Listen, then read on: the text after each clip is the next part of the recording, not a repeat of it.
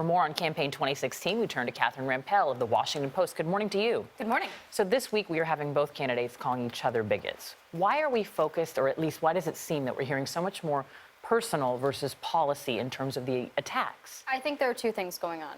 One is that voters don't care that much about policy, which maybe they should. Maybe Yeah. I mean, I'm not sure this is unique to Americans, but you know, it's technical. It's often dry. It's difficult to get in a soundbite. So I think it's partly that. I think it's also partly that both candidates have such high unfavorables that people find them personally very repellent. So probably each believes that his or her clearest path to the White House is playing up what is unfavorable, personally unfavorable, and personally repellent about the opponent. Mm-hmm. Republicans do not seem to be rushing to the defense of Donald Trump at this point. No. It seems quite conspicuous in some ways. It does seem quite conspicuous. I mean, even Mike Pence, his running mate, has not been particularly vocal about these accusations against Donald Trump. Because, I mean, I don't know about Pence himself, but you may recall that Republicans, other Republican leaders, have explicitly condemned remarks that Donald Trump made as racist. Yeah. So, like Paul Ryan, he said that Donald Trump's comments about the judge of Mexican heritage, were a textbook example of racism.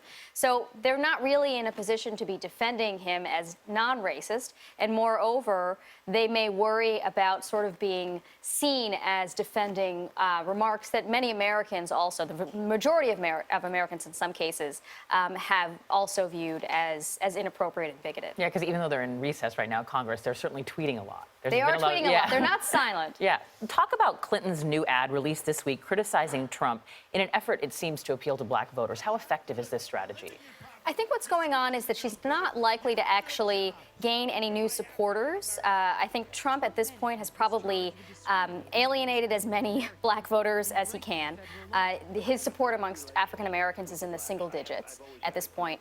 What Hillary's best hope would be mobilizing these voters, saying, I know you may not be excited about me, and many voters are not, but think about how bad the other guy is. And I think at this point, it's a game of turnout, given that so many voters are turned off by both candidates, that the best the candidates can hope for is to get their people to the polls. But Errol Barnett mentioned in his story that in his seeming shift on the issue of immigration, Trump may risk alienating some of his base voters.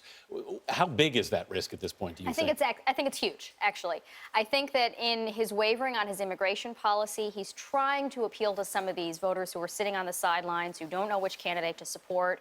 They are probably not so convinced. Given that this has been a core issue for him, I think he's only doing himself damage. All right, Rampell of the Washington Post, thanks for being with us.